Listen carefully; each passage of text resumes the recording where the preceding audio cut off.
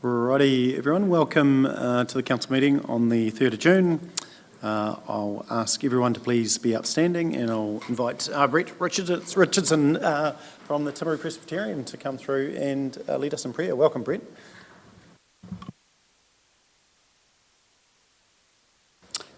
Thank you, Your Worship. It's my privilege to lead you in prayer today.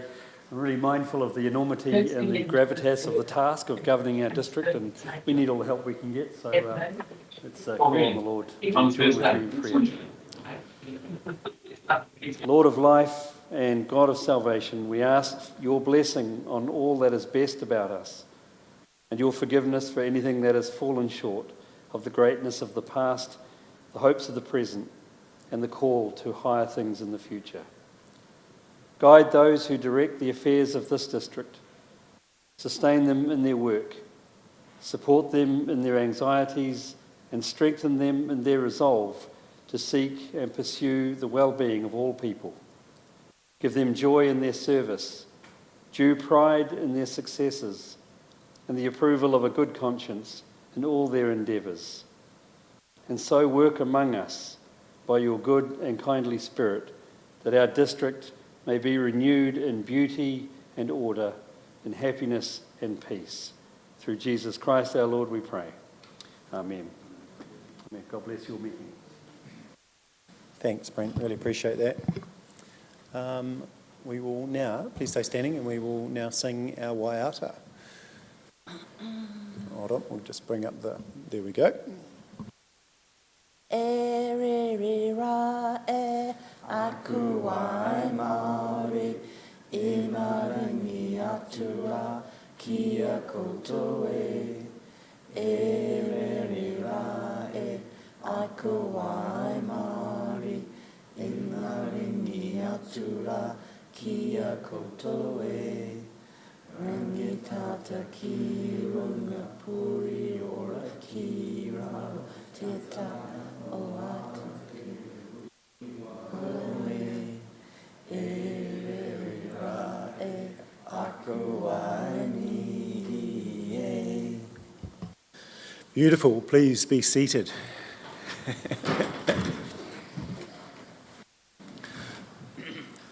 The dulcet tones of the district choir.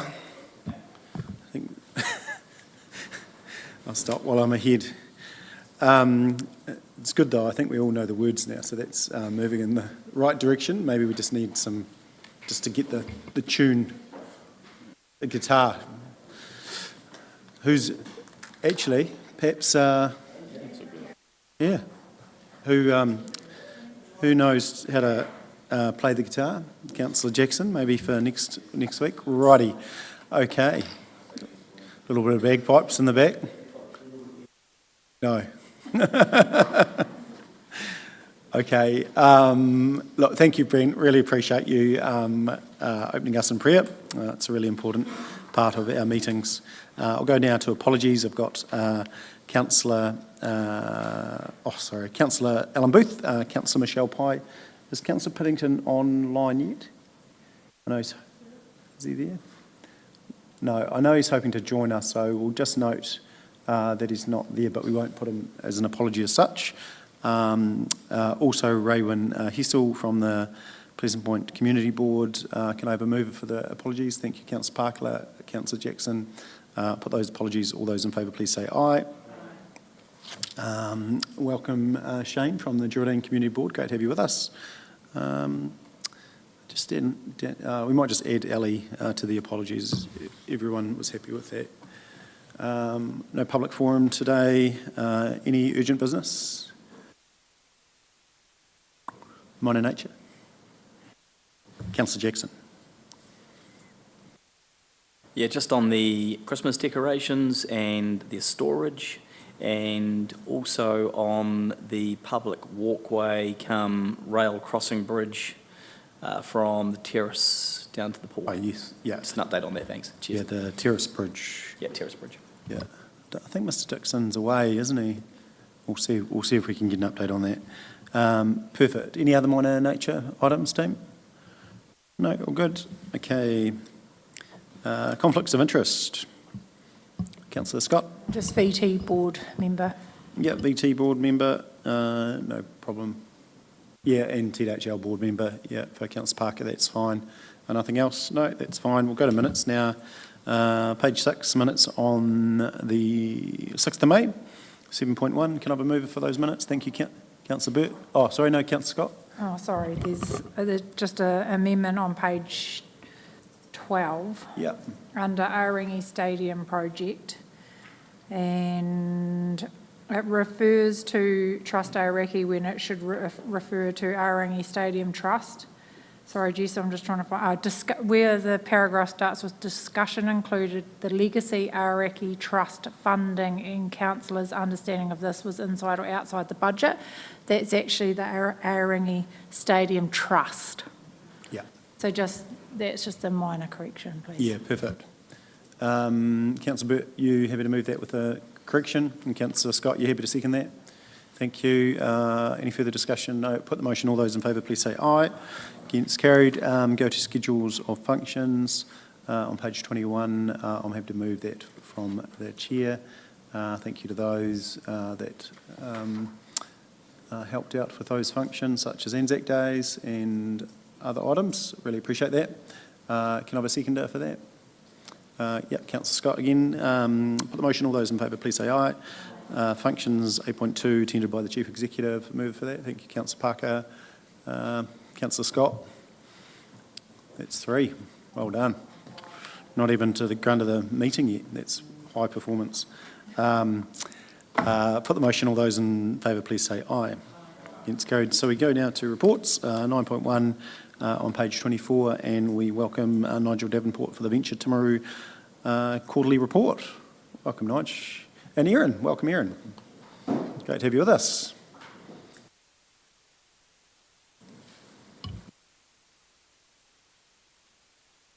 Thank you, Your Worship, and good afternoon, everybody.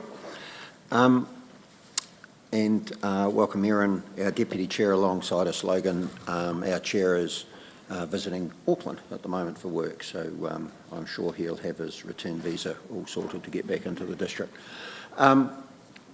It gives us great pleasure to provide our quarterly report through to the 31st of March. Just one point I'd make is that what we've attempted to do, given the timing of the report, we're into June now talking about a March quarter, so we tend to pull some of the stuff more recent that has happened in those last couple of months or so into our report as well to give it some more currency. So just a few things to touch on. We talk about the Make Timaru Your Business campaign. That is very much alive and active, utilising both existing businesses and others as advocates, as well as referral sources that VT has and others have nationally. There's a full-on marketing campaign involved with that as well. And at date, 27 active opportunities, of which 15 are advanced. Working very closely with our colleagues at TDHL regarding the Washdock Industrial Park, and there's a couple, or one especially, that has reignited a Future Foods opportunity there. Also had the pleasure of working with Deputy Mayor Shannon in our engagements with ARA in recent times. You'll appreciate it's come up, I think, from Councillor Jackson. Over the last few years, that sector has very much been navel-gazing around changes that were going to happen and then changes that aren't. We had a very good catch-up with the Darren at ARA last week via Teams, and there's a big announcement to be made by the Minister middle of this month around those polytechs that are seen as standalone. That's the first step of that that pulling back from Tipukanga, and the reality is ARA will be on that list, because if they aren't, I don't think there would be any. So that gives us the ability to then, or the foundation and a bit more certainty to engage further around the future of the Polytech, or the campus here, and making it very much fit for purpose and the opportunities associated with that. So my next move, that's the initiative, I've touched on it in the report. unfortunately, in the quarter to March, we received the news that MSD were discontinuing that funding despite support from all the MSD officers. It's a national initiative that started here in about 25 locations around the country. They've decided to focus back in on immediate employment outcomes. If you will remember that My Next Move is all about avoiding NEETs, not an employment, education, training or study. So very disappointing, but the support that we have had both from MSD Southern and as well as Ministry of Education have given us the ability to let the dust settle a wee bit. We are hell-bent on retaining that initiative that is valued through our schools, our students and our industry around exposing, educating and exciting our youth. So we are hell-bent on seeking out alternative funding for that. Caroline Bay Master Plan came up. Councillor Scott raised it, and we're engaged with Mr Dixon in relation to that, and I understand there's a paper coming to Council down the track, and engaging with Councillor Dixon around VT's involvement should and when that plan be adopted. And just finally, involved with the mayoral forum around the energy stock take for the district, which will inform the future strategy, energy strategy for the, energy inventory for the region, which will inform the energy strategy for both Canterbury as a region, but also the sub-regions and individual TAs, and have been appointed onto the working group to help draft up what a regional deal may look like for Canterbury as well, and have direct involvement. The Mayor mentioned that at the last one of the last council meetings, and that was reiterated through involvement the Mayor, the Chief Executive and I had with Andrew Dixon and others during Minister Jones's recent visit to the district, where we spoke about opportunities and the fact that we do just get on and get things done, but rather than a handout, we need a hand up in some areas, specifically in relation to infrastructure, fair share of the pie. You spoke this morning, I believe, around your NZTA funding, those sorts of things. What will it take to ignite our contribution to NZ Inc even further?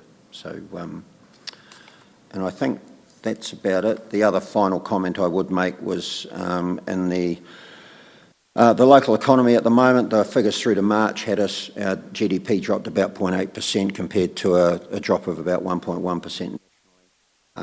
We do have a resilient economy. Yes, it's an agricultural backbone. We're seeing lamb prices up about 10%, beef up about 15%, and a record projected payout for the dairy sector. So we're anticipating, we're coming out the other end, for want of a better term, but it is a wee bit patchy like the rest of the country at the moment. So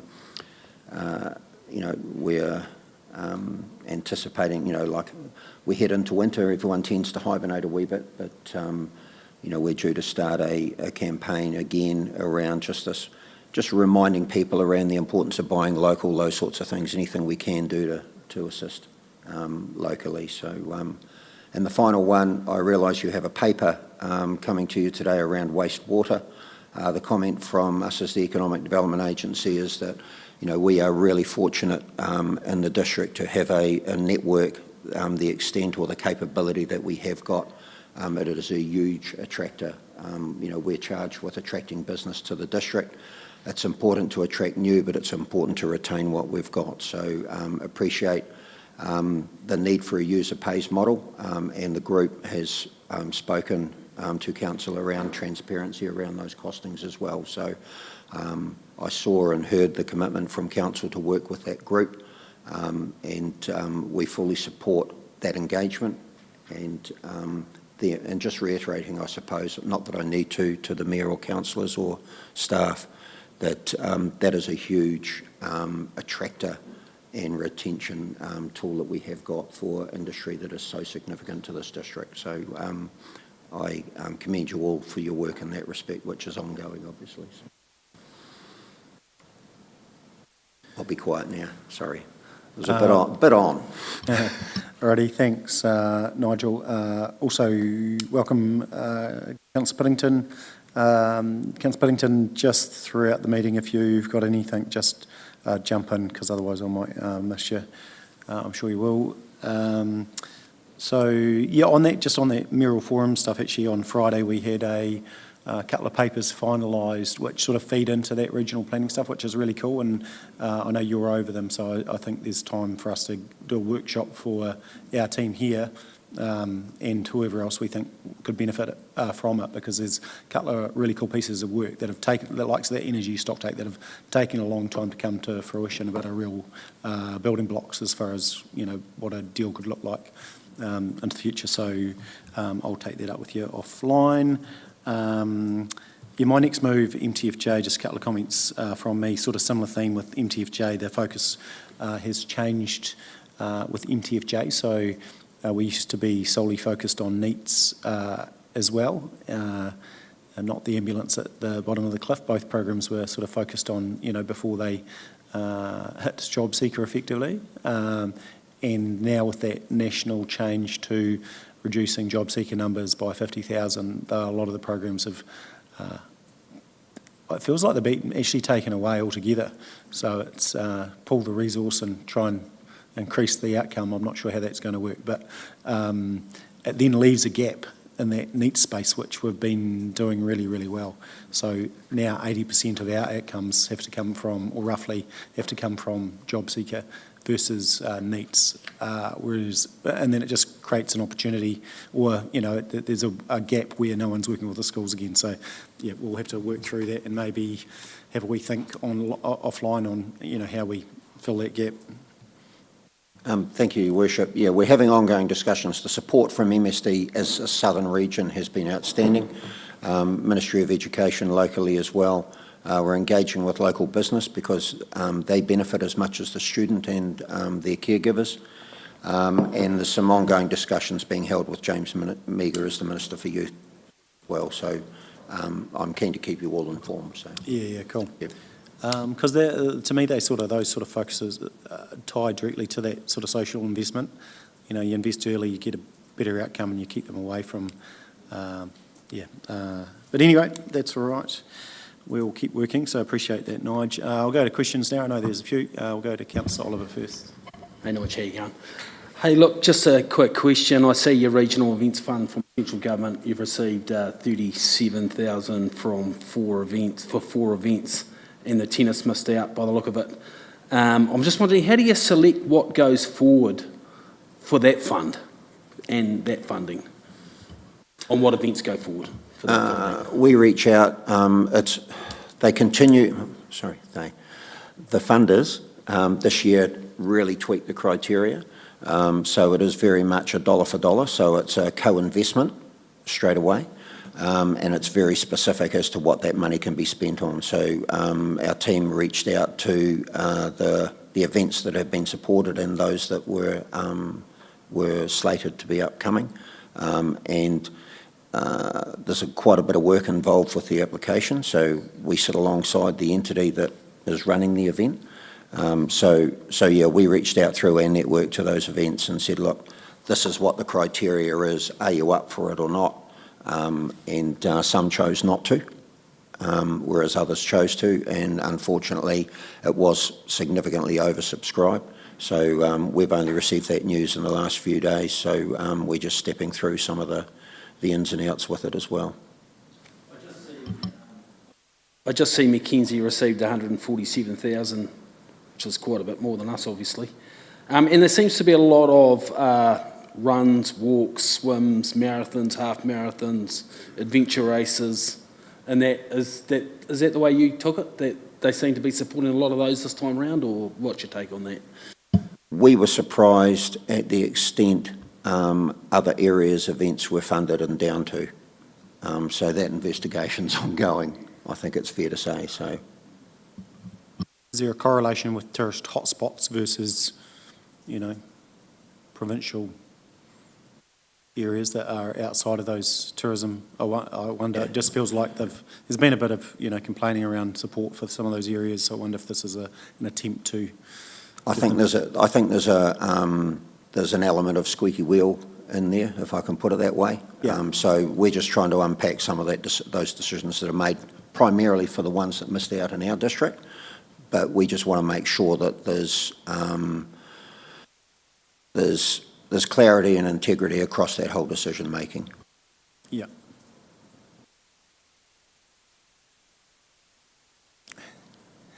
Councillor Shannon.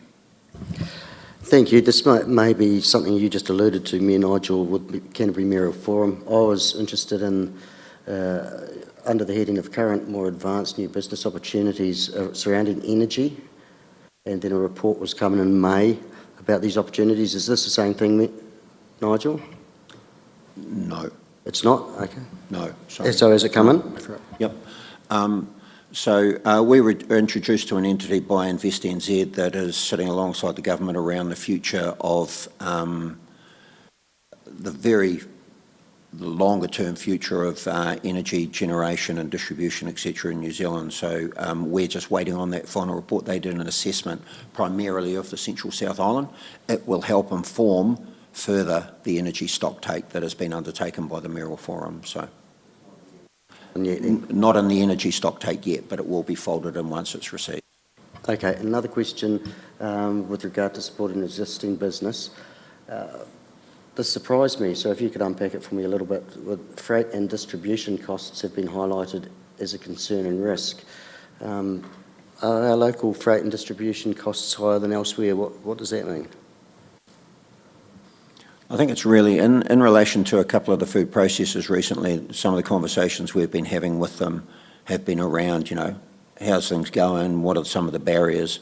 Some of the challenges they've got is around getting their finished product to, in most cases, their international market. So we just got to step into that and unpack it a wee bit, because I know there are a couple of anomalies that are temporary sitting in there, just around the need, especially for some of them, around that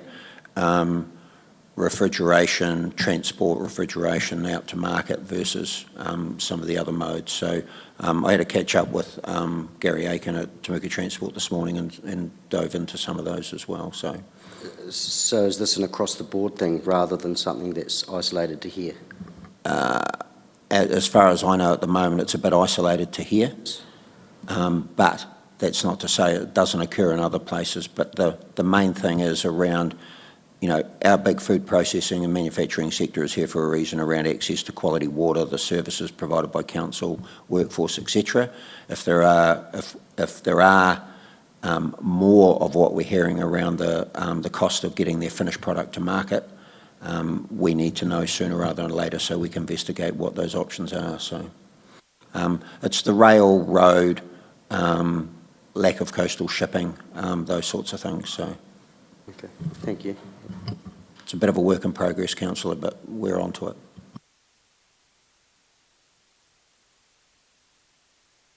Councillor Jackson. Firstly, Nigel and your team, congratulations on the marketing for Make Timaru Your Business. I quite enjoyed I know you've got your teaser campaign out at the moment, but Make Timaru Your Business, we are AAA+ rated. I like that one. So whoever thought of that, well done. Just for those people who might be online and haven't read the report, what sort of feedback have you had on that so far? Have you had any wins?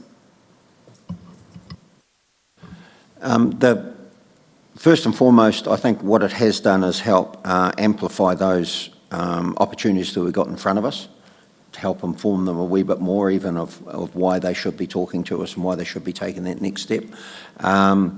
Over the course of the last couple of months, it's generated probably 2 or 3 completely new opportunities. But like anything in terms of getting the wins, we want to get them as soon as possible. But the feedback we've had, it was some of the information and some of those teasers have been co-designed with local business as well. Because it's not just us as the Economic Development Agency putting a hand up and saying, aren't we great? It's also talking to those existing businesses. So we can't take credit wholly for the campaign. There are some very learned brains around the district that have inputted into that. So, but yeah, it's, the good thing is, these businesses, 75 plus of them, it's probably up to 80 or 90 odd now, we can't do it alone.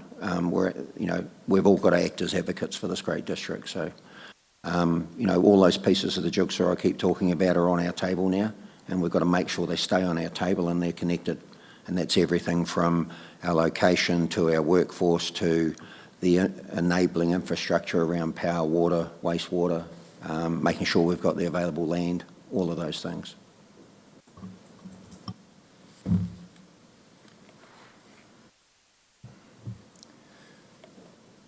Yep, go for it. Now, I need to be careful about what I say here, and please stop me if you want to, but just regarding the Smithfield site. So there's been a lot of talk about that around town, been asked on numerous occasions about what is happening with it. I know you've been involved with Colliers, providing them with information, etc. So from the public's perspective, I'm not expecting you to say what's going there or what's not going there, but when can the public expect to find out perhaps what might be happening on that site?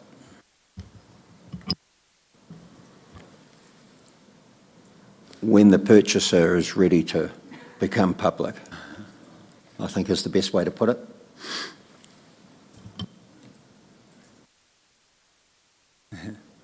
Anyone else on this side of the table? No, all good. Stu, did you have anything, mate? All good, thank you. Perfect, thank you. Great, so nothing else? No, we'll go back to recommendation, which is to receive a note. Can I have a mover for that? Councillor Burt, seconder. Councillor Jackson, put the motion. All those in favour, please say aye. Against, carried. Awesome, thank you. That was easy, Erin. Appreciate it. Thank you for coming. Really appreciate your attendance. Thank you, everybody. Go now to 9.2 on page 41. So we have Timaru District Holdings quarterly report and Malcolm Fraser.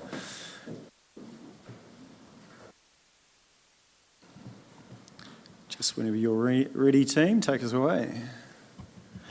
Thank you, Your Worship and councillors. Please find attached the TDHL report for the period 1st of July 2024 to 31st of March 2025.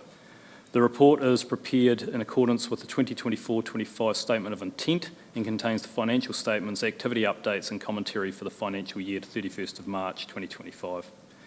TDHL's direct operations relating to the property portfolio continues to perform strongly. Prime Port is expected to deliver in line with budget. The Commerce Commission has announced its decision on the price path correction with repayments processed. This will have a negatively material impact on Alpine accounts, which will flow through to TDHL as share of associate surplus. To activity and performance targets, TDHL is on track to deliver on all activity and performance targets. Regarding specific work streams during the quarter, I'll hand over to Fraser. Thank you, Mark. Just a couple of three activity highlights to bring to your attention. First, the construction of Linden Street Industrial Subdivision, Industrial Estate. It's pretty much done and dusted out there. We've got a nice new road and services are nearly complete, so that'll be job done by coming weeks. The other one was the completion of the LGFA session in December, which has effectively refinanced TDHL and our debt facilities. And also beyond the time frame of this report, on the 1st of April, the settlement of the South Stafford Street properties occurred. So, thank you. Financially, year-to-date TDHL is ahead of budget at operating profit, earnings and retained income levels. Regarding financial targets, we are forecasting to be below on 4 of the 6 measures. We forecast a year-end to be ahead at an operating profit level, despite not settling showgrounds and no dividends from Alpine. However, we expect to be down on retained income due to incorporation of associate surplus from Alpine being well behind budget. We note this is a non-cash impact, but a significant driver of our metrics. We anticipate to pay a full dividend from free cash flow and maintain shareholders' funds to total assets close to budget. We note the graphs on segmented returns by investment type for councillors' reference. And we welcome questions. Thank you.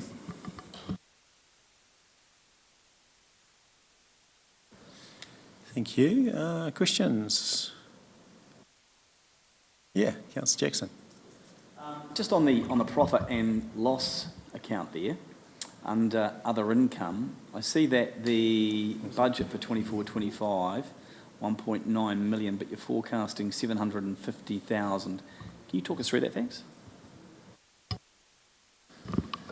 That's the anticipated settlement of showgrounds. It was originally anticipated that it would settle this financial year, being by 30th of June, but it's now anticipated to settle next financial year. So the balance remaining is the Prime Port dividend in there. And also further, there's a consequential offset in regards to showground sale cost.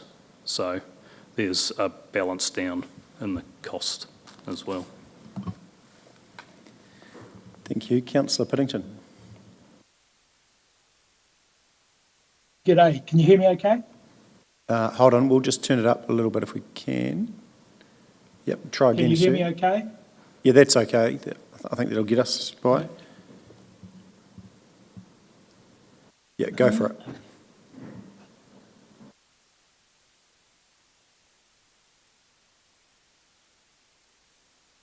Oh, you might be on mute now, Stu, are you? Yeah, try again. Sorry, can you hear me now? Yep, perfect. Technology, need a teenager.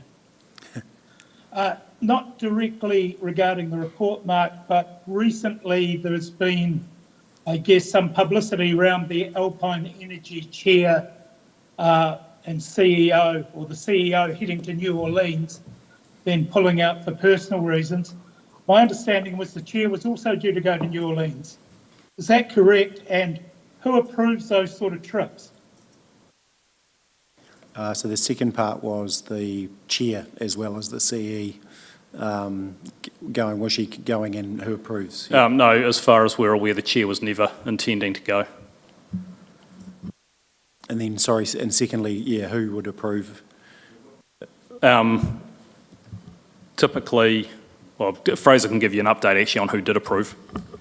The trip was approved by the People and Capability Committee, and the minutes of that go to the full board. Okay.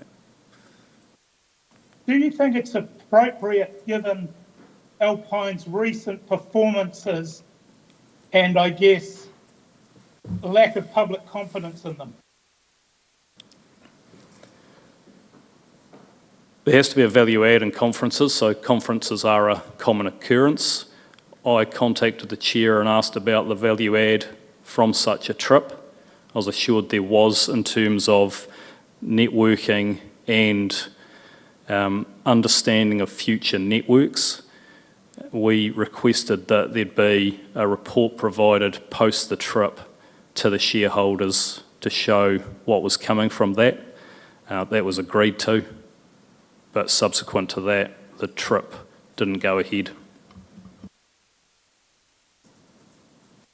But as our shareholder, do you think it's appropriate, given the circumstances around it, that that was approved? 'Cause I'm finding it hard to swallow. Yeah, I mean, Fraser was quoted in the paper saying, we think it's a prudent move not going. So I think under the current situations that it's good that the CE's not going to the United States. How many of the current Alpine board live in the district, Mark? 0.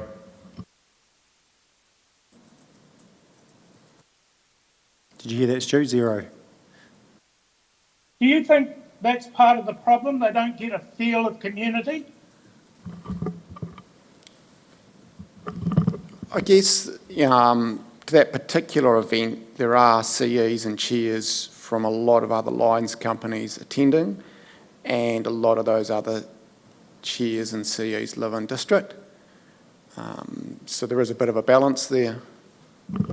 In regards to the board makeup, the current Lions Trust recruitment has got a strong focus on local representation, which we support. We think there needs to be local representation on the board. Would you agree then that the board at the moment is a bit out of touch with the local feeling?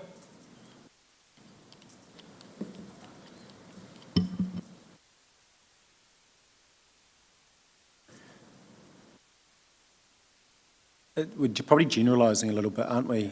Yeah. It's a bit of a hard one with, 6 or 7 board members probably needed to be offered an opportunity to make comment themselves, so I don't know how you can speak for them, really.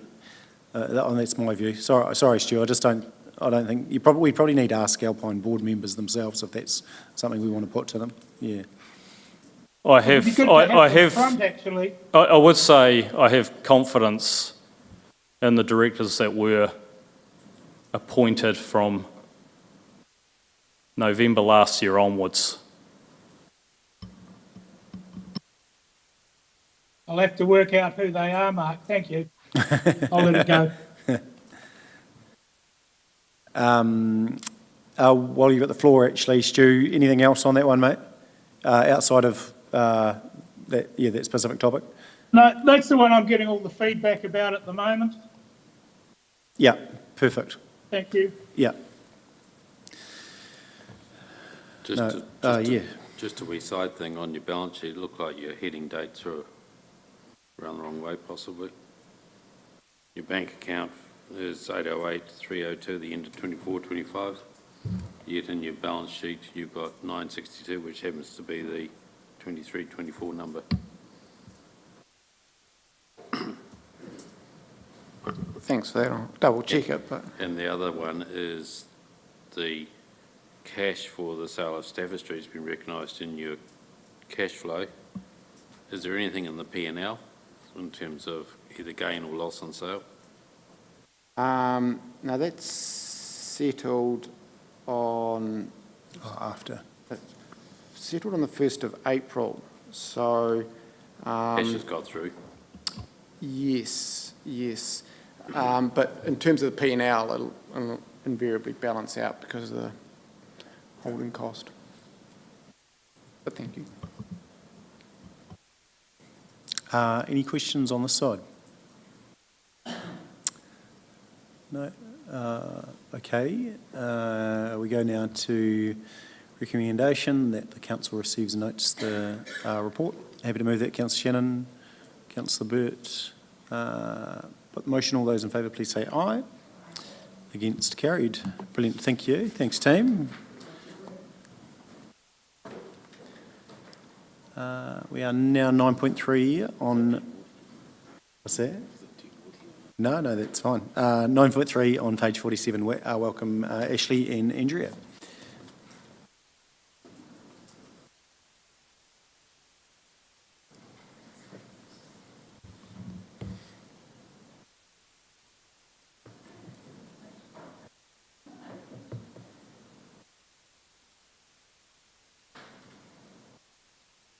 Thank you, Your Worship. No worries, go for it. It's come back to me anyway. I'll take the report as received. Our slight improvement on our deficit to the end of April, about 650,000 less of a loss. Our revenue was 800,000 above budget to the end of April, and our expenses 1.1 million down. So yeah, getting better as the year goes, but any questions, I'll be happy to receive them. Thanks. Thanks, Ashley. Questions on the financials? And like the commentary's been really helpful too, so really appreciate that. Yeah, probably answers half the questions, to be honest. And I still believe there's room for improvement there still. Yeah. Yep. No, there's the odd thing, but it's pretty good. Yeah. Is there any challenges with some of the commentary coming through from officers? Is it coming through in a timely manner? Not always. Could do better. Yeah. But I've sort of put it back to them saying, you're more than welcome to come up and speak, and it makes them want to give their comments more because they don't want to sit in the hot seat. No, totally. It makes good sense. Yeah, like, I don't have anything. It was sort of covered in the commentary, but did anyone have anything specifically there? Councillor Piddington, did you? Oh, sorry, Councillor Scott. Team, just one. I was just hoping you can help me understand a little bit more. Page 49 under finance costs. Throughout the report, it talks about the investigation into internal allocation of interest has been undertaken. Can you help me understand what that means, please? So from a finance cost perspective, the council overall pays interest. What hasn't been allocated correctly is the allocation of that internally. So it's an in and out between the corporate activities and the individual groups of activities. So that will be reconciled before the end of the year. But what you see on the front page is what council actually pays. As you went through each individual area, it talked about refer to whole of council costs, and then I felt like that didn't really tell me much either. So thank you very much. Yes, Councillor Shannon. Just with regards to stormwater overall, that it's all under delayed due to consents, and it is a significant number. Is this still going to land within this financial year, do you think, or is it going to bite us next year? I'll invite Andrew Lester, Drainage and Water Manager, to speak to that. So the stormwater consents delays has meant that until we get the consents, design stage around capital delivery has been delayed. So we've actually reforecast as well for next financial year. So we've reduced that down to give us time for when we get the consents and then to design through before delivery. So it's pushed that whole program out by about a year to 2 years to go through. Yeah, and then it's an ongoing annual program for the next 10 years or so. Yeah.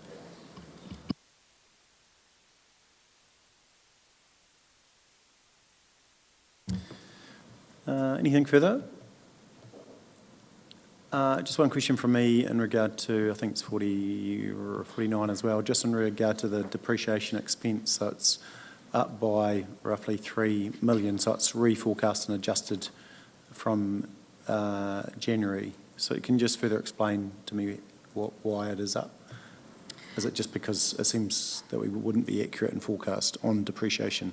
So within the April quarter, so after the end of March, there was a lot of capitalisation done. Okay. And so therefore it was essentially recalculated from the system. Timing on capitalisation? Yeah. Okay, yeah, makes sense. Cool, thank you.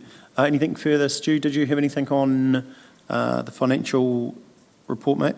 No, thank you. Perfect, thank you. Otherwise, we will move to the recommendation that we receive and note the 30th of April. Excuse me.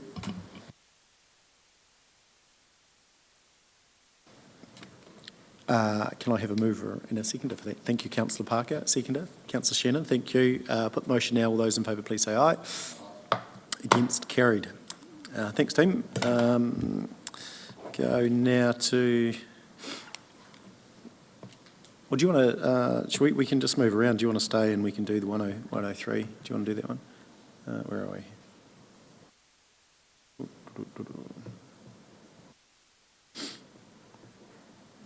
What am I doing? Oh, no, sorry. No, I'm away. It's all right. No, I was thinking something else. It's okay. You're off the hook. Oh, do you need to update me? No worries. Alrighty, actions update. Sorry, got to catch you on page 62.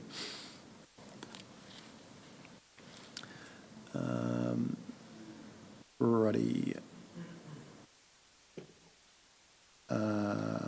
Probably the finance one you want to update us on, Andrea, in regard to the systems. Is that what you're waiting for? No? Oh, just in case. Okay. So first one's fine. I think there was only one that I thought there was a question on. Sorry. That's it. I'll just find out where. Oh yeah, it was just the financial system. I just wanted, verbal update on that one. Last update, system shifted this magnitude. It's complex, blah, blah, blah. So you're waiting on quotes, etc. Nothing further from that? No. No. Okay. Any questions on any specifics? Yeah. Or that one? Yeah. My question is around the vertical infrastructure maintenance report. disappointed to read the comment under June 2025 update, basically saying that they've just started to gather the information. And we've had this on here since last year sometime. I don't know when it was first put up here.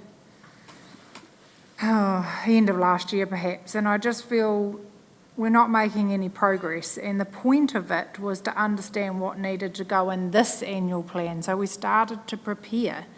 And it's just, once again, we're just kicking it to the can. And now it's not included in any annual plan budgets. So can someone just talk to me about that comment about, well, when is some timeframes, and we're going to be another year down the track with no real visibility on this? So I'll speak to that. So my understanding is that they've implemented a vertical asset management system, the name of it which I can't remember. Is that one from MB? What's it called? Archibus. So Archibus was really managed by one person. So effectively, that person's no longer with us, so we're going to have to pick up Archibus and look at what's in it and come out with exactly what we've got. So effectively, there is information in there. We know that. We know we've done a lot of work on the condition of those buildings, so we should be able to turn this around in 2 or 3 months' time. When it shouldn't be hard, okay? Just my concern is we're going to have nothing in the budget going forward for 25, 26. No, we've got our current budgets have been rolled over, so they're still there. Okay, that's not what it says. Somewhere in the report it says that we will look at it in the future annual plan. So I'm just like, okay, once again, we're... Yeah, if there needs to be an increase in budget, that'll be debated once we find out what the budget should be. Yeah, But at the moment, each unit's got a historical budget, which some gets used, some doesn't. Yeah, okay. So what we're wanting to do is pull it all together into one unit, get those asset management plans up to speed and manage it from there.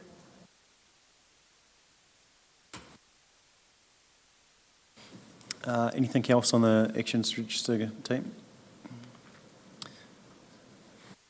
Councillor Piddington. Just further to that, where do the earthquake-prone buildings fit into this? We've got a lot of information on the earthquake-prone buildings, so that is a separate issue to maintenance. So effectively, each building we're going to have to decide, do we throw capital money at it or do we not? So we need to actually get that sorted and brought to you. There's been a lot of information that have come to you. Okay, so we know which ones they are. Now it's a case of actually getting the work done. I think the next cab off the rank was meant to be the Temuka Stadium, and I need to catch up where that was at. I think there's some value, because we did originally talk about doing the work, being lined up for the next LTP, and I think that still holds true because there is changes coming through that likely to that legislation as well, which may then have flow-on effect to what we do or don't do in capital cost. Yeah. I just wonder whether that should be added to this list, because a bit like building maintenance, it seems to slip away with no real numbers around it. Well, when we think about it, we've got an earthquake-prone building sitting in Stafford Street, a theatre, which we have got a big project around. We've got one sitting up called a museum. We've got a big program around that. The stadium, our Rangi Stadium, is also earthquake-prone. There's a big project around that. So basically it leaves about 4 buildings, and that being the library in Timaru, the library in Temuka, the stadium in Temuka, and the old theatre in Geraldine. So the list is starting to come down, and this building here. And this building here we haven't done a lot of work on. So we can easily get those up to you, and we need to go through a prioritisation process first, though, I think, to say this is our recommendations. There's a few community halls and stuff too, but I think that'll come out of the prioritisation. I do wonder, to Councillor Piddington's point though, if we vertical infrastructure maintenance report sort of falls under that a little bit. I think we'll just add earthquake strengthening of buildings in there as well. Yeah, is everyone comfortable with that? Just so we can keep a record of it? Yeah, Stu, that's Thank you. all good? Yep. Yeah, perfect. Okay, so go back to the recommendation, just receive a note, a couple of wee changes there. Can I have a mover for that? Councillor Shannon, Councillor Scott, put the motion. All those in favour, please say aye. Against carried. Now we go to 9.5, and this is update on trade waste charges for industrial users, and I'm sure there's some people watching online with interest on this.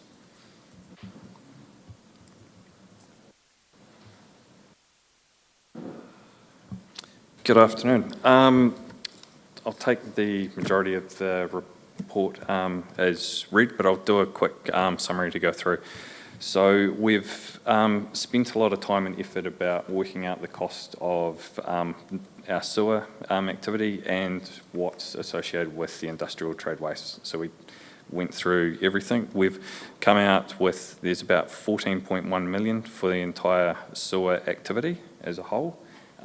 We then did a lot of work to model out how much is related to the industrial trade waste. So there's some of those costs are really easy to attribute straight to the industrial trade waste because we know the monitoring that happens on there, we know the cleaning that happens for the siphon, the electricity to go through. What's a wee bit harder on that front is what we can attribute to enable the trade waste from the domestic. So they're making benefit of that dilution that goes through. So we took a approach of the percentage of flow. We've adjusted that with Alliance now no longer contributing, so it's about 35% of it to come in. So we've applied that to those costs where there is a need for a contribution, or there's, for the example, overheads, where we can't really say what's trade waste, what's domestic, but we've used that flow as a proxy for the effort that gets put into it. So we've done that. The other ones, on some of the assets, for our example, our control systems, there's one control system cost centre, but there's two control systems that runs the plants. So we've just halved those. Other ones for insurance, we did that on the asset value that we can directly attribute through. So that's how we've come up with the 2.99 million compared to the 4 million that was originally in the LTP. Part of the reason it's come down is because there's less demand for that dilution with Alliance out of the picture. So it's gone from 45% trade waste down to 35% now of trade waste. So where that leaves us is about 1.1 million, 1.01 million, a shortfall on that front, which we still need to make that up in that activity, and that's with then the increasing onto the targeted rate on that front. So that's how we've come up with that. For the individual charges, based on the agreements in place, it works out to a 7.8% increase compared to last year to go through. So we've looked at the pie, we've shrunk the pie for the industrial trade waste, but because the Alliance isn't in there, everyone's got a slightly bigger piece of that pie to play, and it's the same with the domestic compared to the industrial. We've got that 14.1 million, a bit more needs to come out of the domestic side to pay for their share of it. So that was how we came up with these costs and these charges. Which when we come to our deliberations on the annual plan, we've got to think about that, because while we're indicating a 9% increase, that does not include that 1.1 million shortfall, which may have to go to the other ratepayers. So we need to think that through. So we'll be bringing that as part of that equation. There will be a similar discussion around roading as well, the 1.6 million shortfall there. So it might be, we're going to have to make a decision whether we run a deficit, a bigger deficit, or do we actually bring those back into the rating decision. So currently the financial and funding implication is achieved through reduction in depreciation funding, which makes sense, sort of answers the question from last week. What effect does that have on things being funded at a depreciation? Have we identified where we're not spending money if we're removing depreciation funding? Well, depreciation is not cash. So effectively, you should be covering that, and that amount of money you are covering should be putting away for the replacement of the asset. I know it doesn't work exactly like that because you have these time delays, but the age of that, the life of that asset, we should be depreciating it on that life, and that's what we should be charging through. If you increase the life of the asset, the depreciation charge will come down.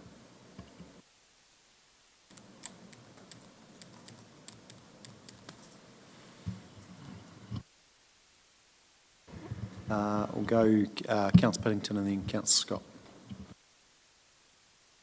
So without blowing my own horn, I was right last week when I queried the 1 million. It is just going back on general ratepayers.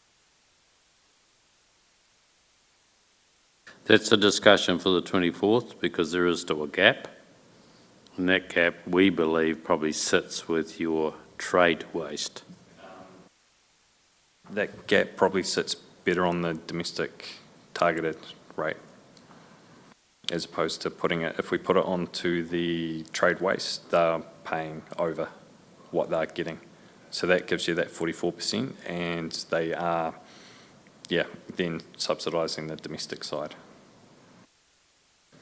So the domestic ratepayers, people on septic tanks won't be included on that. So it's about $50 a year then on a domestic rate bill for this. Yeah, if that's the decision. Unfortunately, in a week, our little money tree out the back is withered and died. So, I guess I find it a bit frustrating because that's the question we asked a week ago and told that wasn't the case, and now it is.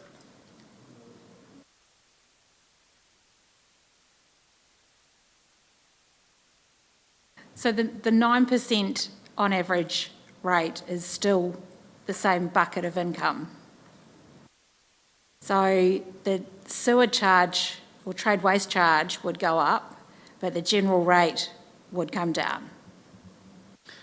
It's a decision that you will have to make because we know if we charge 9% a rate increase, it doesn't cover our costs.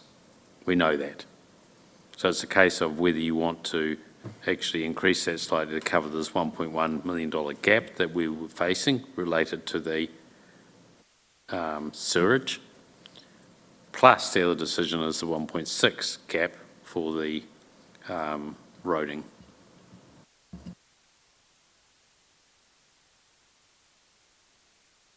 So it means the rates, if we decide to fund it through rates will go up by how much for that 2.6 million?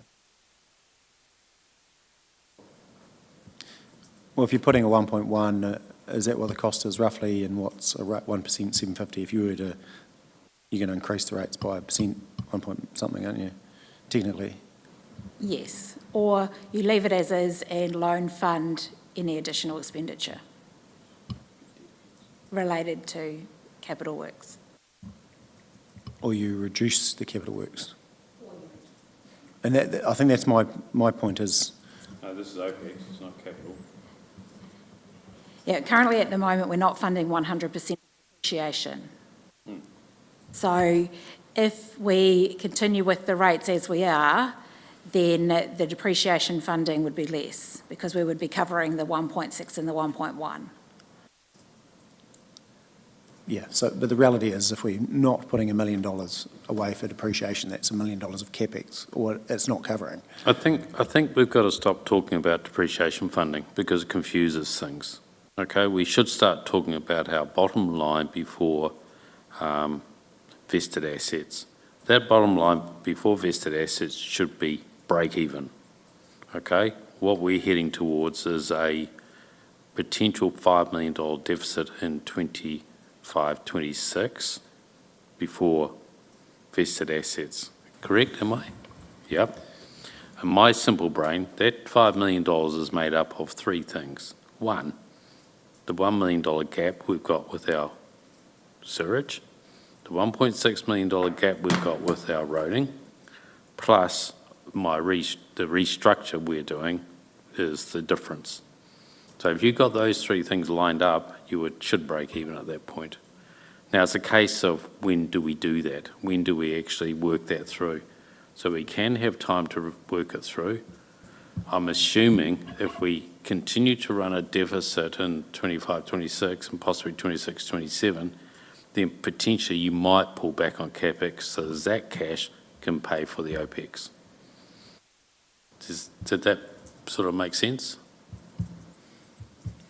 And that's my simple little brain.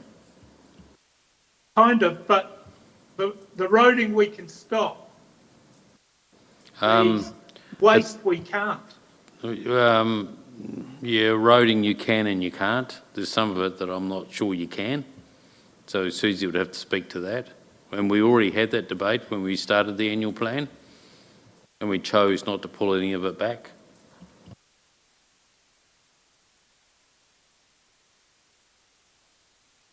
Yeah, I guess my problem is we've gone out and told the people 9%. Now push comes to shove, we could well be 10 unless we pull it back somehow.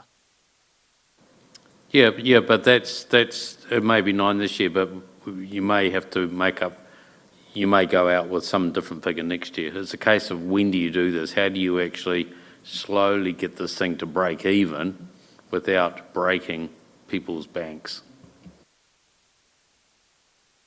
Okay, look forward to the paper.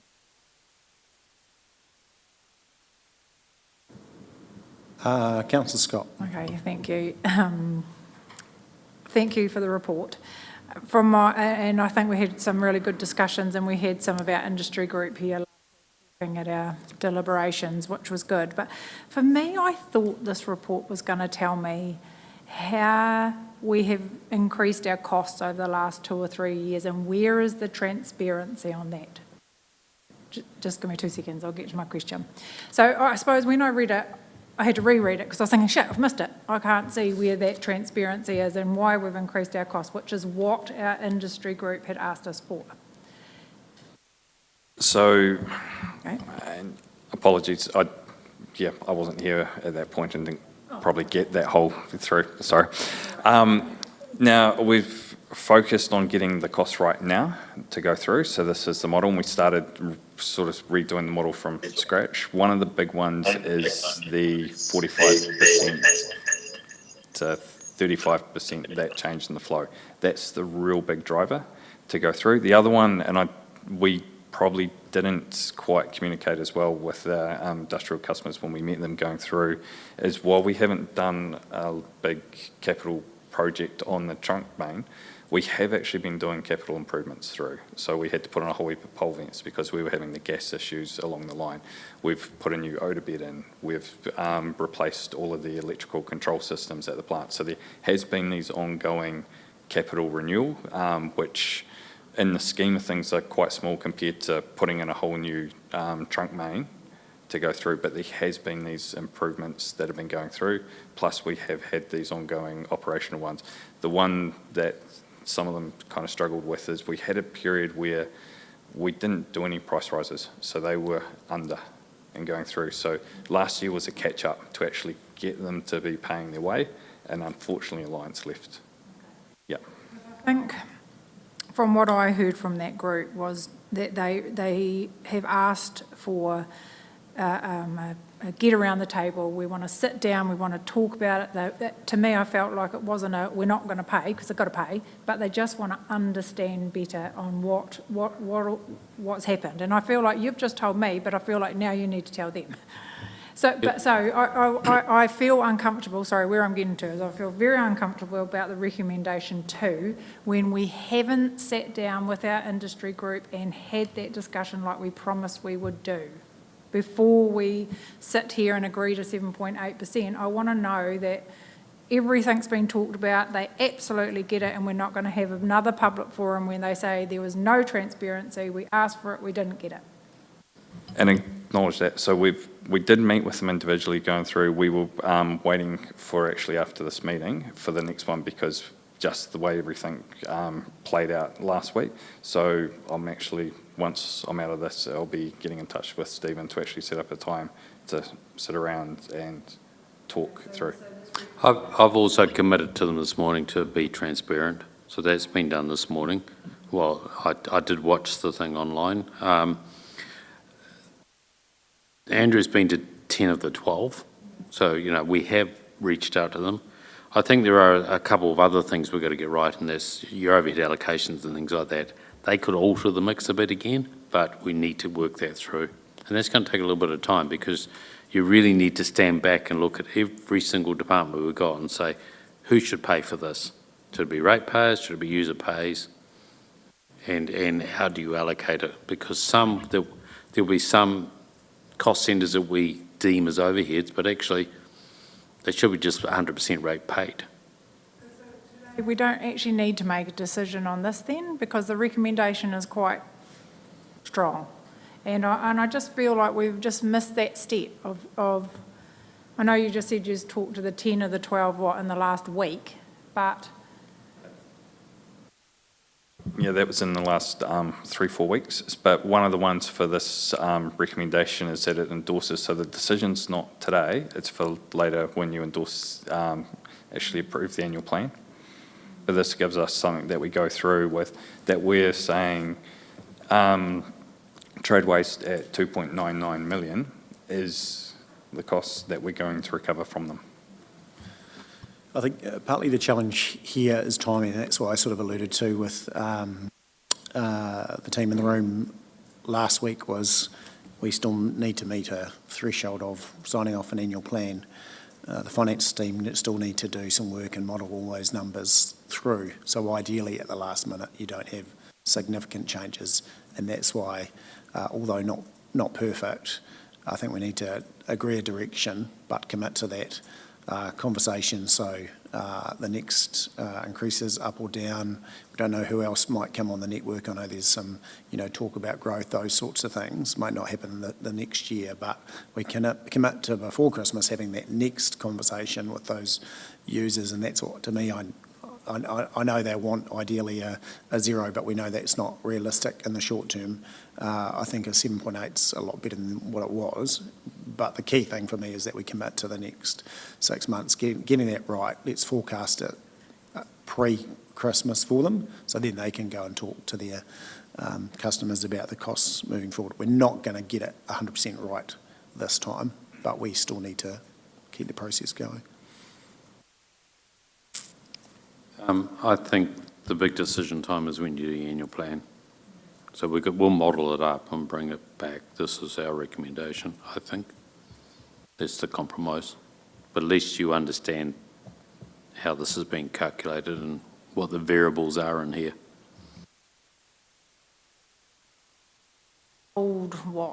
Like just in a conversation, I didn't read that, about what all the cost increases have been for and all the work that we've done. And I just need to be reassured that the industry actually understand that, because they didn't when they were here last year. They could not see or understand why there's been significant increases, and I couldn't tell them either. And it's not in this report, and I'm sure they would have been reading this because this is a public report. So somehow we just need to get it on a piece of paper so they understand. Yep, we've heard you.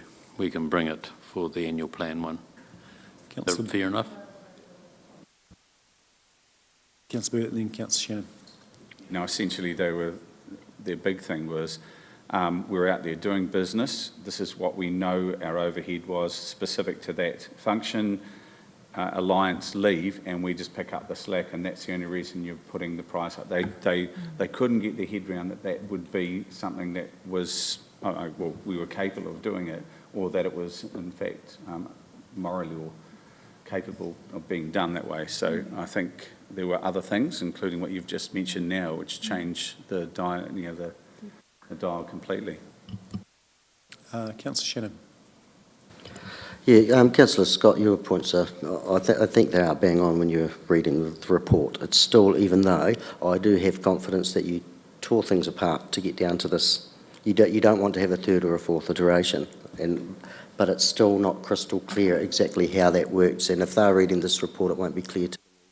But what this to me also does, where it's led to, is it signals a larger program of work in coming annual plans and LTPs, and we've seen our presentation from Venture Timaru as well, and TDHL should be leading into this as well, so that our industry does actually have some surety as far as a forecast is concerned. And I know a forecast is a forecast, it's not a budget, it's not a guarantee, but in terms of their business development and the development of the local economy, we need some better surety over the next 5, 10, they want even longer, as much as possible.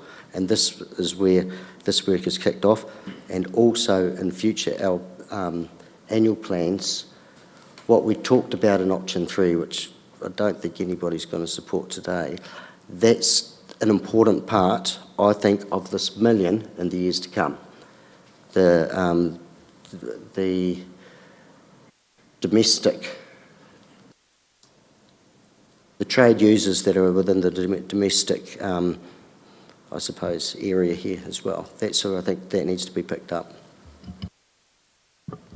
Maybe just to add to that, so for the certainty around the price path, Commerce Commission for Watercare and now for Wellington Water are looking at the price path. So they've done it for Auckland, where there's a 10-year price path and it's set in for 3 years before the next review to go through. So that would be something that would come out of with economic regulation to drive that. On the other one for the those that are discharging directly to the domestic and around household equivalents, that would also come out with the local water done well, where we need to establish within 2 years a trade waste management plan to look at all of those. So that's when it's passed into law will become a legislative requirement. All good. Nothing further. Oh yeah, Councillor Piddington. Yep. Yeah, look, I think these users just want a fair playing ground. I mean, I spoke to a couple this morning who are a bit confused, and I take your point, Nigel, that we need to get around and work with them. They're keen to get on board with this. One question to Andrew, though, do we have a revenue and finance policy for trade waste, and are we following it? Yes. So that policy states that revenue will be between 20 to 30%.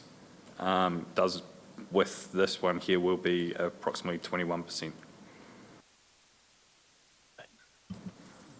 Yeah, I'm with Stacey. They just need to be communicated to so they understand what's going on, really. Cool, which I think I'm pretty confident is in hand, and we've got some pretty open dialogue now, which is great.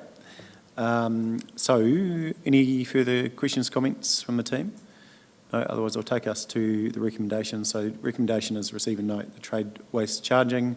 The council endorses option 2, which is 7.8, and the recovery of the 1.1 yet to be decided, but that will come back with the annual plan deliberations. So, I assume you've got enough guidance there to Andrea on what to do.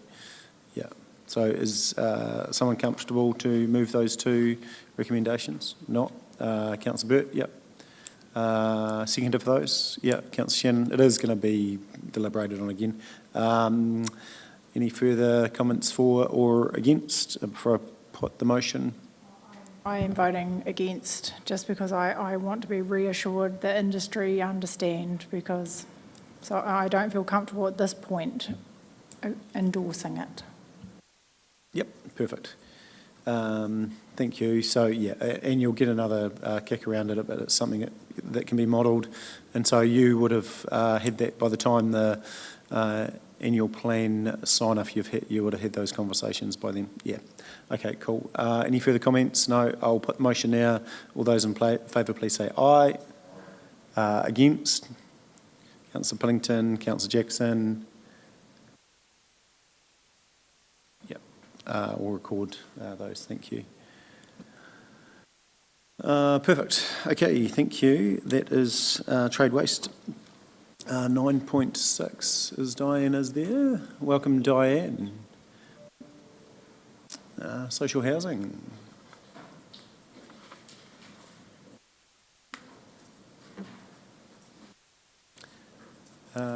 Yeah, the floor's yours, Diane. Welcome. Okay, so I'll take this report as being read, and it's a closeout on the 17A housing review.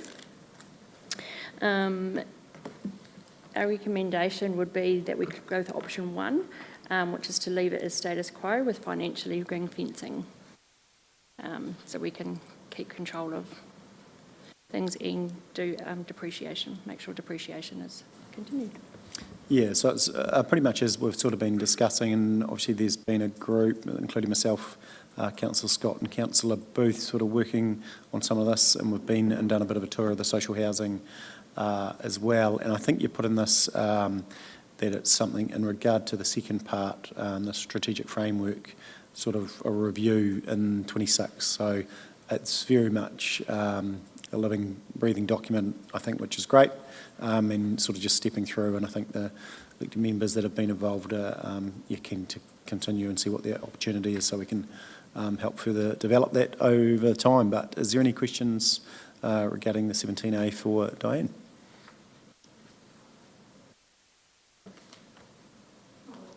Diane, thank you very much. So I thought the report was good, and I just want to endorse, well, that's my new word today. Sorry, I never used that word ever until just now. That I am still really keen for us to keep, shifting the dial on this. And whilst today's recommendation is just sort of status quo for now, I really want us to keep our user group together and continue to look at those joint venture opportunities leading up to 2028, because we're in this sort of holding pattern at the moment with that noose, I feel like, that's around our neck. So whilst I do support the report, I just want it also everyone to know, because I've been on the user group, that we are looking to change the game a little bit, and how can we deliver this better, because we have a lot of old stock. What are we going to do with that? It needs to be replaced, or it needs to be, some work needs to be done. But I did have one of the questions, sorry, getting there. There was a suggestion in the report that there is no debt associated to social housing, but then in another it says we did have debt. So I just wondered if anyone else had picked that up, and if we could clarify. I know the answer, but I'm just going to make sure I do know the answer to that. Andrea. So currently there is debt associated with it. So the intention of ring fencing it for the next couple of years is to essentially have it as standalone, use any surpluses to actually decrease that debt, and then in a couple of years' time, the debt's about 2.7 million. So, hopefully over the next, we've put leases up, so with that little bit of extra income and monitoring the expenditure, ring fence it for a couple of years, use the surpluses to pay down the debt, so that we're at a starting point where it doesn't owe us anything. Appointed with table 3 as well in the report, that sort of, the right side, it's very negative around, what a joint venture or a trust would do versus the other side. And I could have counter-argued quite a lot of that. So, but I know we're looking forward, and we're looking forward to 2028 when we can actually start doing something great. So roll on, 2028. What I think we haven't quite nailed is when Martin Jenkins came and presented, they had it's like a continuum of involvement in various types of housing. We actually didn't nail where we thought we belonged. So at the moment we're here. We seem to be doing, Diane's doing a fantastic job at managing this at this stage. There's also a comment in the report in 28, there's some debt being relieved, is it? And how much is that that's being relieved? So currently $1.1 million. So at this point in time, if we were to go and sell any of our properties or things like, in that scenario, we would have to pay that 1.1 back. But it's got a timeline with it, and that's due to expire around 2028. So that also then frees us up from that as well. it does mean that if we did decide to do something drastic, we could. So it does give us a little bit of time to work out where on that continuum do we belong, and then how do we go about making that happen.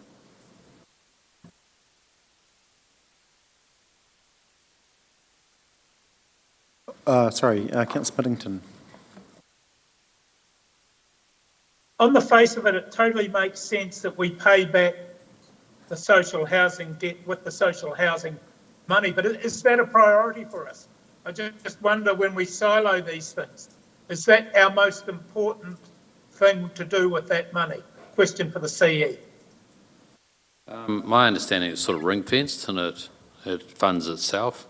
So possibly yes, because then it actually keeps it within that social housing. And then if we choose to actually do something different, we're in a better position then. Okay, thank you. I mean, the building stock is in pretty good shape, I understand, Diane? Yep. Yeah, I think that's the key thing across everything we do.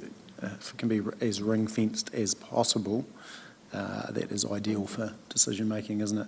I do agree with you, Councillor Scott, in regard to, some of those options, and there seems to be more risk in some than others, but I'm confident that, we're invested in sort of the pathway, and know there's keen interest in getting this right. Diane's easy to work with, so we'll just keep that going and keep working on the strategy. I know there's the setting, but I think there's opportunity in that, so we'll keep that moving forward, which is great. Anything further, team? No. If not, I'm happy to move from the chair 1, 2 and 3. Councillor Scott, seconder. Further discussion? No. I'll put the motion. All those in favour, please say aye. Against? Carried. Brilliant. Thank you. Thanks, Diane. Really appreciate that. Thanks, Andrea. I think, yep. And now, the annual plan, 24-25, 9-month non-financials. 1.7. Welcome, Stephen. 03.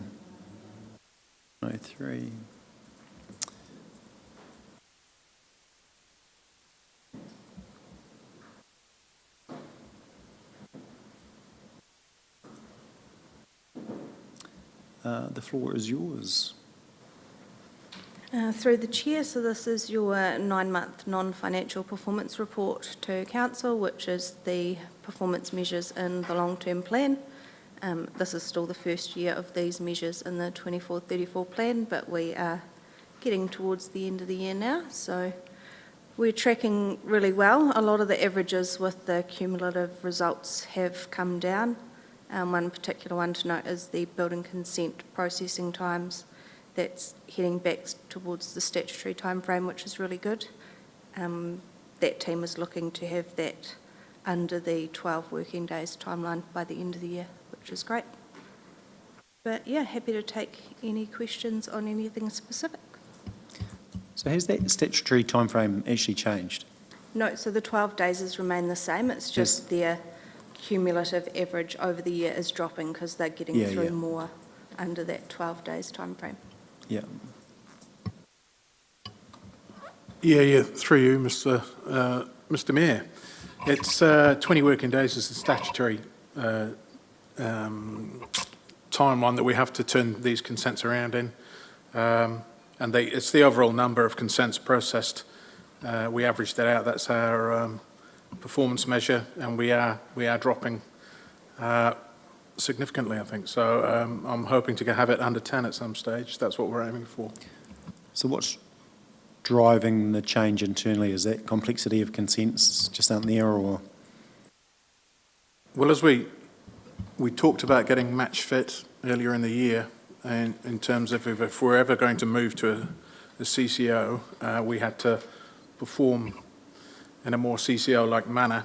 So we're trying to be a little bit more driven, turn things around quicker with a bit of a spring in our step, but we're also modifying some processes, and we're trying to manage risk in a more compartmentalised way so that if it's something that requires 100% complete focus and all our effort, because it's, I don't know, the water tightness or whatever it might be, then it gets it. But if it's down here and there's very low risk, there's very little need for that nth degree, if you like.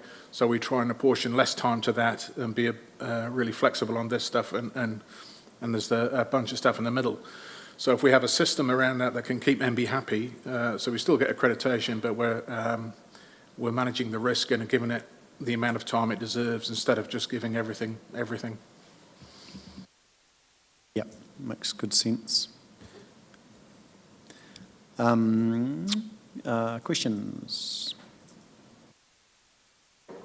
Just a couple, bear with, spread over a lot of pages, just a minute. But Mr Cooper, what are these shipping container issues again? Oh, that was a builder. Is that in reference to that one? Yeah. Is that the only one? We've had a couple of complaints relating to a couple of shipping container, but there was one that made the headlines because it was on State Highway 1. Is that the one you're referring to here, though? I'm not. What It page is, are you okay. on, Councillor? If that is, that's fine. We can move on. Councillor Pye would be very disappointed in me if I didn't bring this up because she's not here. And of course, it's to do with waste.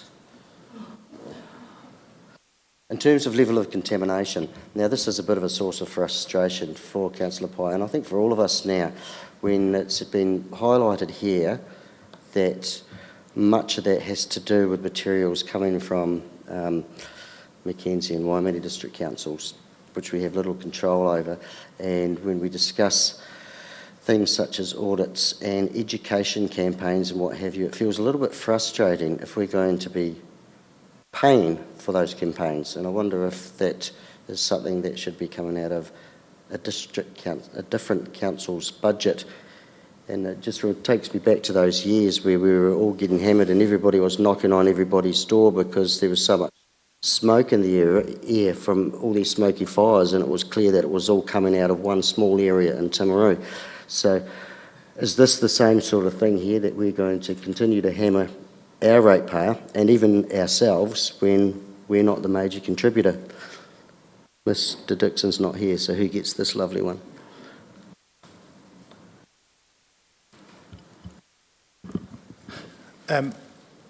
We'd expect educational activities outside of our district to be getting funded by the council in question as part of the joint contract, because they're all individual contracts, they're all on the same terms.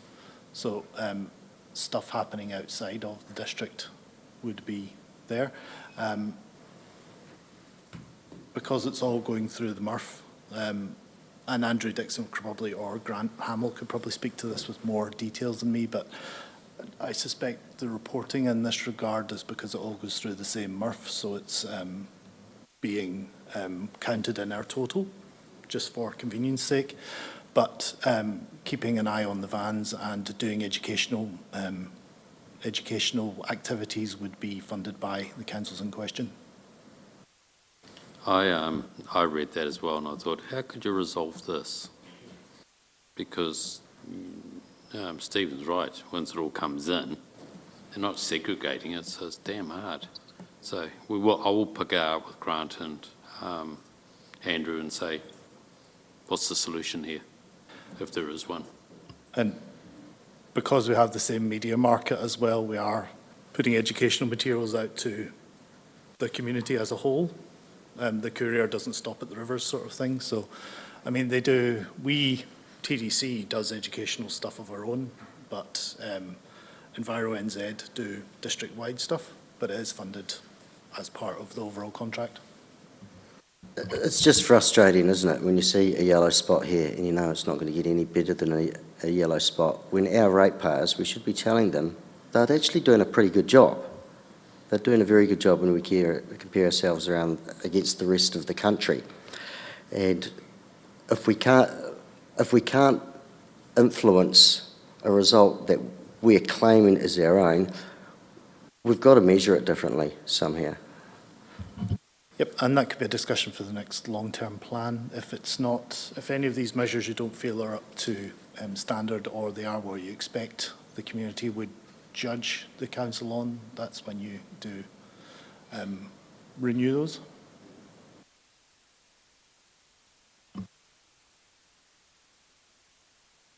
Councillor Piddington. Just on the same subject, I think for 5.5 years I've sat in the chamber and heard the same thing.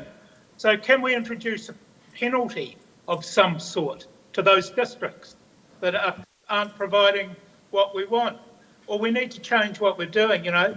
The definition of the optimist is doing the same thing every day and hoping something will change. And I just feel like we've been on that rat wheel for 5.5 years. We need to change something. You know, a big stick maybe. I mean, as part of the contracts, or don't accept their recycling. so each contract individually is with EnviroWaste and that individual council. We're just a central repository. Within this district, we do inspect people's recycling bins, and if people are unlucky enough to get a white lid, that's just a suspension of service. So we are using the stick in Timaru District, and maybe Grant can speak to the stuff outside of that. Sorry, I missed some of that. I was on another phone call. But a couple of things I think I was passed the message. One was relating to the cost of education and the like. We don't pay for that. That's waste levy, so there's no cost at all to the ratepayer as such. The other part is the waste, the contamination. Under the contract, EnviroNZ are responsible for the contamination costs, so they have to pay all those costs. There's no cost to the council. What it is that we have these targets that are part of the Waste Act, the Waste Minimisation Act, and then part of our WMMP. We struggle to get those. We have done, EnviroNZ have done some recent calculations breaking down streets, and they've actually selected streets that they know are potentially poorer streets in different towns, and the results of that are quite promising. We could extract all that material and do just Timaru and the like, but the cost is significant.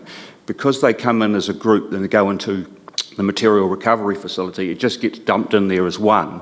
To actually keep the Timaru totally separate and then get someone in to do the audit and all of that, it's a very expensive process. So they have done, I think in the last 3 months, they've done about 10 streets, and they're now feeding that information through to us. But unfortunately, we do have that sort of group result as well, but we can feed you back those, and they're far more promising, which is really good. And the thing is that although they're targeting streets that potentially the contamination is higher, it's a great way to start the education, because you've got a very identified area, and then the educators go in and they work very closely with the people. They drop leaflets, the bin inspector as such talks to a lot of people and gets really good feedback. So we are looking at that, but the good thing is there's no cost to us in that area.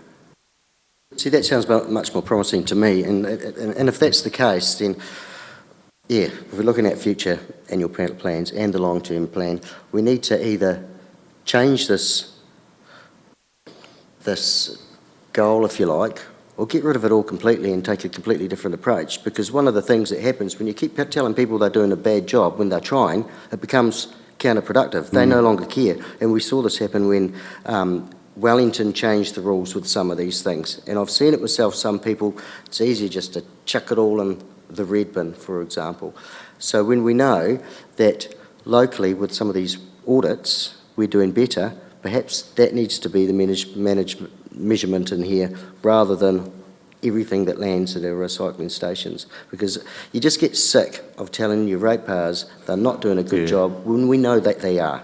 Yeah, look, they are indeed, and we'll try, as I said, it's specific street feedback, but we can certainly put that in, and obviously we could amalgamate the streets in Temuka and those in Geraldine and those in Timaru and perhaps give those results as well. But unfortunately, as far as the returns go that we have to do under the waste management plan, it's a national basis, and we are, we feel penalised, but we know that Timaru's a leader in this area and has been for many years, so we do have that on our base. And some councils don't even have collect waste or recycling at all. They just dump the lot. So we are a leader, but we'll certainly look forward to try and get some more personalised results out to our constituents.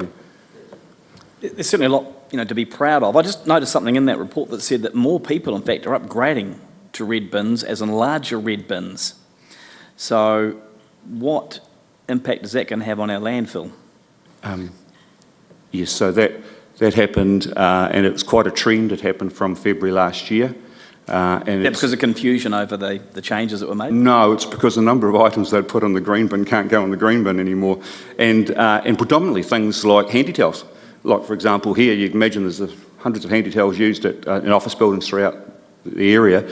And I know the hospital board was one, those items used to go into the green bin, get put into the compost and the organics, but under the regulations, because of what they call the PFAS in them, that no longer happens. So people are finding that, and there are other items too, things that they would try to recycle or put on the organics bin, they can't put them in there now, so they're probably been doing the responsible thing and putting them in the red bin. So unfortunately the changes have meant that I believe our rubbish volumes have increased, but not significantly. And okay, that'll have a small impact on the potential lifetime of the landfill, but there's other things impacting probably more than that at the moment on the landfill.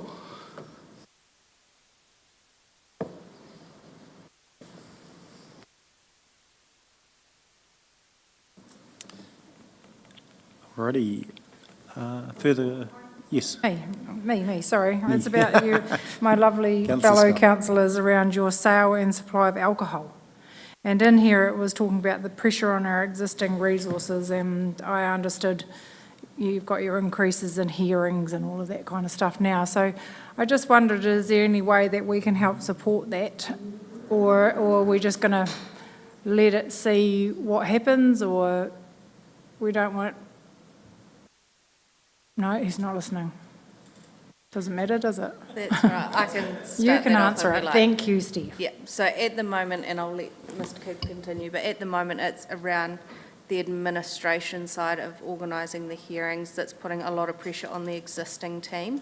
And because they're covering Mackenzie and Waimea as well with their joint agreement, it's the inclusion of the community participation and the objections to those licences. Yeah, it's not actually sitting... Panel members. No, it's, Because and it it's didn't really not sort of say, sitting... it just said pressure on resource, and I didn't know what that was. Yeah, so it's Okay. the internal resource here. They're managing at the moment, but yeah, but I let Mr Cooper speak to any more on that if he'd like to add. Apologies, Councillor Scott. Another councillor approached me and was very popular in that moment, just briefly. Yeah, and there was an amendment bill that went through that meant that public participation from communities could happen from a wider group of people could have objections and want to be heard at a hearing for any licensing matter. We didn't know how that was going to pan out. In certain circumstances, particularly bottle stores, it seems, there's a big interest from the community. And one of them, for example, had over 300 objections, I think, in Waimea, and they pulled the application in the end. But it's an example, but each one of those has to be processed, captured, redacted, dealt with administratively, and it's where ordinarily it would be maybe 4 or 5 is typical for a hearing in the past. So we're just trying to deal with that increasing workload. Yeah.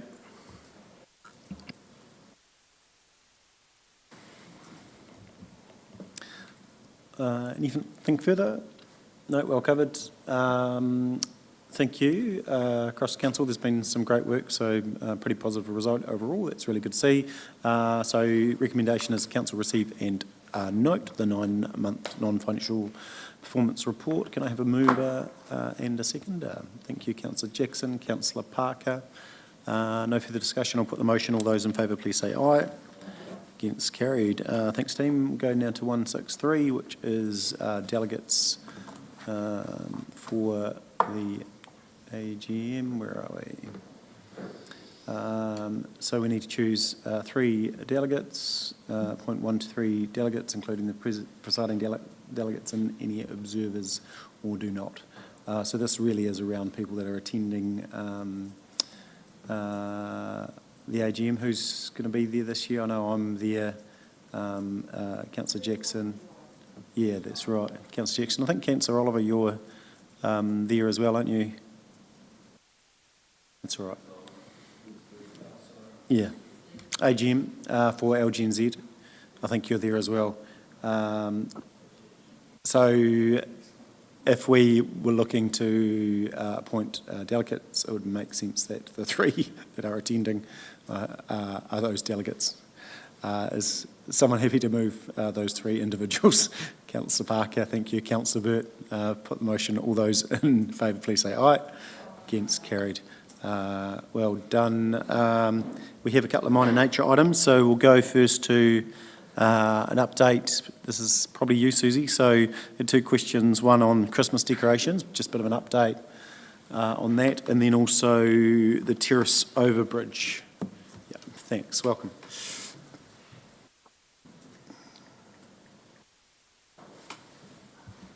Yes, thank you. And I'm dressed in green, but it's not because I'm a Christmas Grinch, so I just want to make that really clear. Yeah, so the Christmas Angels, we're still working through the assessment and what's required for repairs. We have had one cradle repaired, which is back inside, and the other one has been dragged out. It's been there for 2 weeks. We've unfortunately had some sick staff, but keeping in mind that the Angels do sit out for the whole of summer anyway, so 2 weeks will not be the end of the world for them. But yeah, so the first cradle has been completed, and those ones luckily only needed some minor repairs to lights and fiberglass and cables, and they equate to approximately $25,000 for that first cradle. So that's one cradle. There's 3 more cradles of Angels to be completed, so we're just doing further assessment on those, and as I mentioned, we will provide a report when the time comes, when we've got that information. So at this stage, we are still looking to get them installed. That is what has been included in the annual plan. That may have been a bit of confusion by the public earlier on, that is the inclusion. If there were to be further savings in transport, then that would have been one area that could have been reduced. So does that answer everything that you would like to know about the Angels? Thank you very much, Susie. We know how disingenuous some news items can be, but can we categorically say that the Christmas lights are not being stored outdoors over the winter? That is correct. They are not being stored outdoors over the winter. Perfect. Councillor Burt, did you have a comment on that? Not a question, yeah. I'll make it a question, yeah.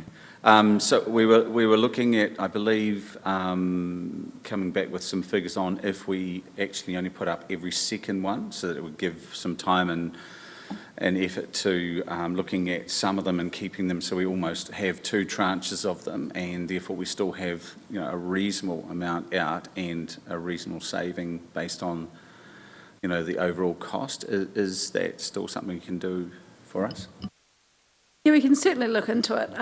Through the changes that we've made over the years, including enabling the road closures and creating the cradles and the easier transport that we have got through there, it has actually reduced a install from 2 nights down to 1 night. So it's actually the cost of the machinery, the elevator work platforms that are required. If you think about it, you're trying to hang a string from one side of a building to another. You have got 2, sometimes 3, I believe, elevator work platforms working on that area. So it's more in the gear. So I'm not sure how much reducing of the number of Angels will save, but in saying that, the work that we do need to do as part of this review is looking at what we call staunchness attachments on the buildings. And so there might be some, say, that are no longer fit for purpose or do need work, and we can go, okay, well, let's flag those as areas that we can't access this time round, and that will reduce some installation cost, but it certainly wouldn't be half the cost. Set up anyway, and machinery's there, and while it's on, it would just be reduce the time more than anything. Yes. Yeah, okay. All good. And I think there's, there was interest in the public. I think there's opportunity if we get a specific project around maybe replacing some of the, full, fiberglass Angels or whatever in the future. I think there's an opportunity sitting out there with people that are keen to support that. So it's been quite positive, turn negative into a positive. Councillor Piddington. Susie, we do own the moulds for them, so we can turn them out in rainbow colours, sponsored colours, any colour we want in the future. Is that correct? Yes, we do own the moulds, and we do have some spare some spare shells already constructed, but there will be more to be made. But yes, it potentially could change. Whether or not that change would be welcomed by the community, I'm not too sure. But yes, there's potential. My point is we're not going to run out of angels. Perfect. I like that. Maybe we could have a spray and angel day. Right. I think that's closed. Let's move to the Terrace Bridge. Is there an update? Do you have any updates on that? Or Yeah, what was your specific? Yeah, thank you. Yeah, is there a specific question? But I can just give a general update Yeah, first, general if you like. update will be great. Yeah, Yep, thanks. so we've undertaken the engagement with the owners and residents on the terrace and got some feedback, and we did get some extra feedback as well. Not surprisingly, the commentary was that they'd like to keep the footbridge open. We've since been approached by another contractor that has done some work in the Kiwi Rail corridor historically and has done some work for Timaru District Council. So my plan was to take a report back to the Infrastructure Committee confirming that that is the direction that the Infrastructure Committee would like to take, taking on board the community feedback. And then obviously we've seen that the cost of the works, kind of a maximum of $90,000, 90, to undertake that work, which would fall under our normal delegation. So then we'd just take that back, we'd re-tender, taking into account the other interested parties' pricing, and we'd just run through our normal delegations process to actually approve the works. But basically, bring back the engagement summary through to the Infrastructure Committee and get approval that we just go ahead and treat it as a normal project.